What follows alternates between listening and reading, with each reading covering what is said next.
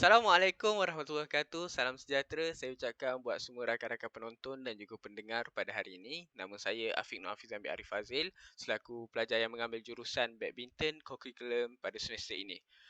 Tajuk pembentangan saya pada hari ini adalah strategi dalam badminton. Dan mengapa badminton? Kerana badminton merupakan salah satu daripada sukan yang digemari oleh rakyat Malaysia. Kita telah memperolehi pelbagai kejayaan di pentas sukan Olimpik, di pentas sukan Asia, sukan SEA melalui sukan badminton. Barisan pemain-pemain profesional kita juga amat diguruni di pentas dunia. Umum sedia maklum kita memperolehi Datuk Wira Lee Chong Wei yang telah mengharumkan nama negara lebih daripada sedekad yang lalu. Namun pada hari ini kita mempunyai permata baru iaitu Lee Zijia dan juga beberapa pemain-pemain yang dianggap sebagai pelapis-pelapis legenda badminton negara. Jadi pada hari ini saya akan mengupas beberapa strategi dalam sukan badminton supaya kita dapat memperolehi maklumat-maklumat tambahan apabila kita menonton pemain-pemain negara beraksi di pentas dunia. Baiklah, terlebih dahulu saya ingin memohon maaf kerana video ini dirakamkan pada waktu PKP di mana kita terpaksa duduk di rumah dan tidak boleh bergerak. Kalau tidak, kita dah boleh melakukan video di gelanggang badminton, tapi semuanya tidak mengapa. Kita harus harungi hidup ini dengan tenang. Secara virtual juga kita dapat belajar.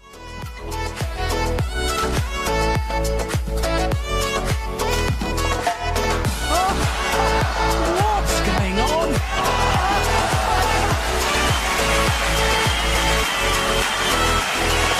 Well, Lee Chong Wei doing a full pirouette to give himself the freedom to play that shot. I don't think he realised it even hit him and got it back over.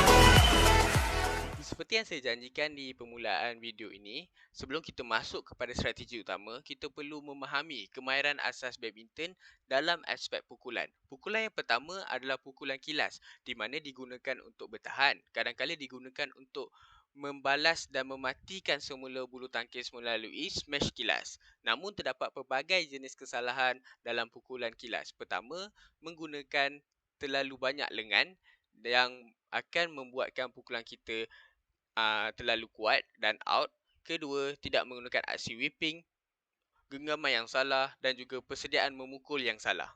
Seterusnya, pukulan lob. Pukulan lob digunakan juga untuk bertahan dan memberi masa kepada pemain untuk bersedia di posisi asal.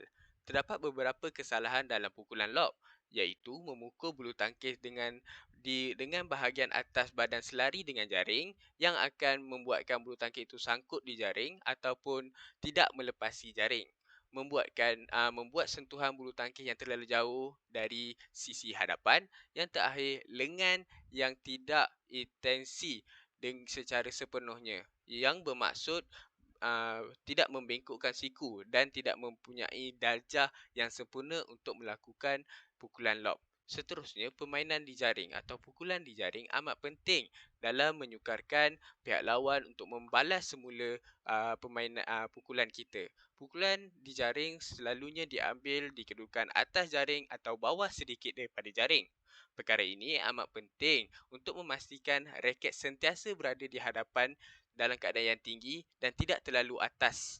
Kerana apabila kita memukul bulu tangkis terlalu atas ataupun tinggi di hadapan jaring, pemain lawan akan mudah untuk mematikan atau dipanggil sebagai half court.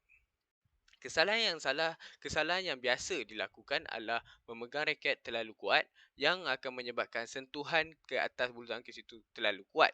Pergerakan yang tidak lembut kerana permainan badminton ini memerlukan flexibility di bahagian pergelangan tangan dan juga kekuatan di bahagian lengan dan kawalan raket yang tidak sempurna. Seterusnya, pukulan secara drive. Pukulan secara drive adalah pukulan dilakukan semasa menyerang. Matlamat utama pukulan ini adalah untuk menekan pihak lawan dan menghadkan peluang beliau untuk membalas serangan, di mana pihak lawan akan terpaksa untuk melakukan kesalahan. Kesalahan yang biasa dilakukan dalam pukulan drive adalah menggunakan lengan yang tidak cukup untuk mencapai bulu tangkis dan pukulan yang terlalu rapat dengan badan pihak lawan.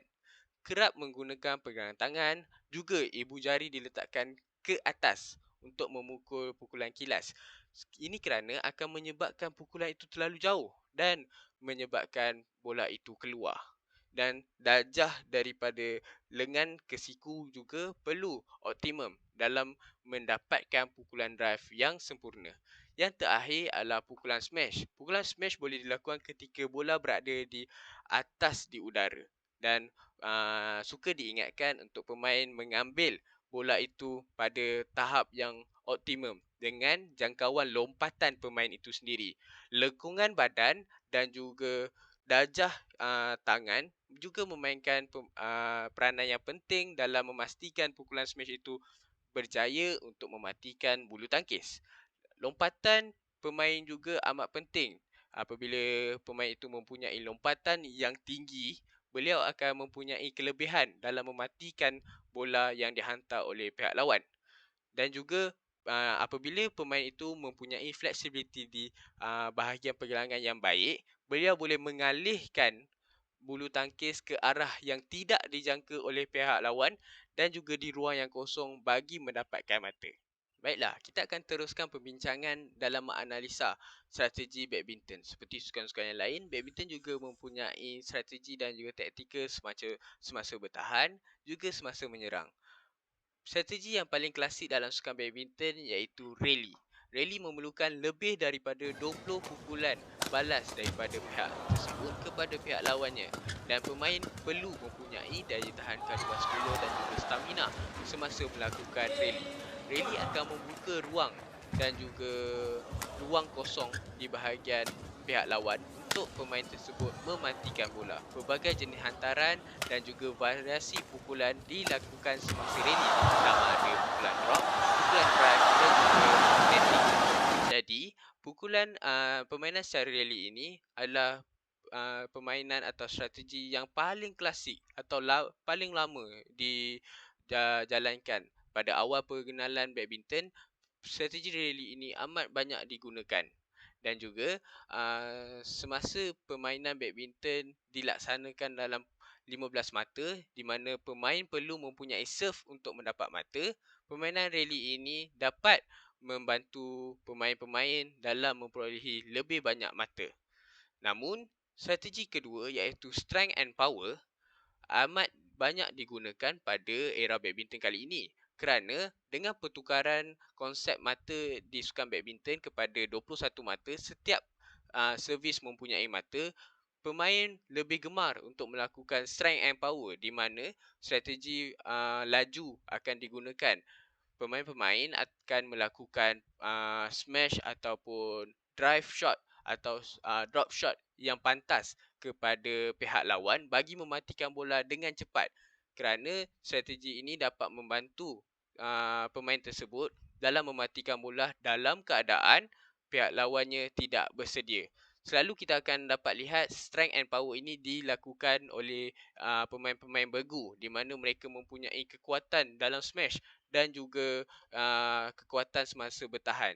Jadi, permainan strength and power ini dapat membantu mereka dalam memperolehi lebih banyak mata kerana lawan mungkin tidak bersedia untuk menutup ruang-ruang yang ada di gelanggang mereka.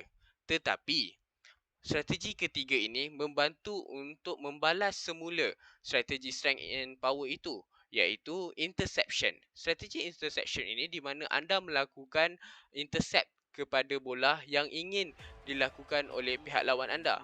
Apabila pihak lawan anda sedang menyerang dan anda sedang bertahan, anda akan lakukan interception di ruang yang kosong yang tidak dijangka oleh pihak lawan dan tidak ditutup oleh pihak lawan.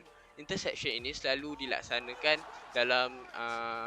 dalam bergu campuran di mana pemain wanita akan gemar untuk bersedia di raket mereka bersedia di bahagian atas kepala untuk melakukan intercept di hadapan gelanggang. Dan permainan interception ini amat baik untuk dilaksanakan apabila anda melawan dengan pasukan atau pemain yang melakukan lebih banyak serangan. Namun, perlu diingatkan anda perlu mempunyai kemahiran pukulan kilas yang baik untuk bertahan dan interception ini selalu digunakan semasa anda terdesak untuk bertahan. Yang ketiga iaitu counter. Counter ini adalah strategi di mana anda ingin membalas semula pukulan-pukulan atau serangan daripada pihak lawan. Anda perlu bersedia di posisi pertahanan yang baik dan juga raket anda perlu berada di bahagian dada anda. Dan apabila anda ingin melakukan counter, anda perlu menolak bulu tangkis itu ke arah ruang yang kosong. Sebagai contoh, apabila anda mengumpan pemain lawan untuk melakukan smash di belakang gelanggang, kawasan bahagian gelanggang itu adalah kawasan yang sangat terbuka untuk anda counter. Jadi, sama ada anda ingin melakukan netting ataupun drop shot di bahagian depan, itu adalah strategi dalam permainan counter. Dan permainan ini selalu dilakukan oleh pemain perseorangan, di mana apabila beliau mengumpan bola untuk pasukan lawan menyerang, beliau akan bersedia di posisi di titik tengah gelanggang beliau untuk melakukan counter di bahagian depan ataupun belakang ataupun di tengah gelanggang. Namun permainan counter ini perlu dikuasai dengan kemahiran netting dan juga flexibility lengan. Dan saya sediakan video-video untuk anda lihat bagaimana permainan counter, rally, interception dan juga strength in power dijalankan di sukan badminton. Dengan perkongsian video dan juga contoh-contoh yang saya sediakan sebentar tadi, saya berharap agar sukan badminton ini dapat dijadikan sukan utama dan rekreasi utama kepada anda bersama keluarga maupun rakan-rakan anda. Dan suka saya ingatkan bahawa sukan ini adalah sukan yang paling banyak menyumbang kejayaan kepada negara.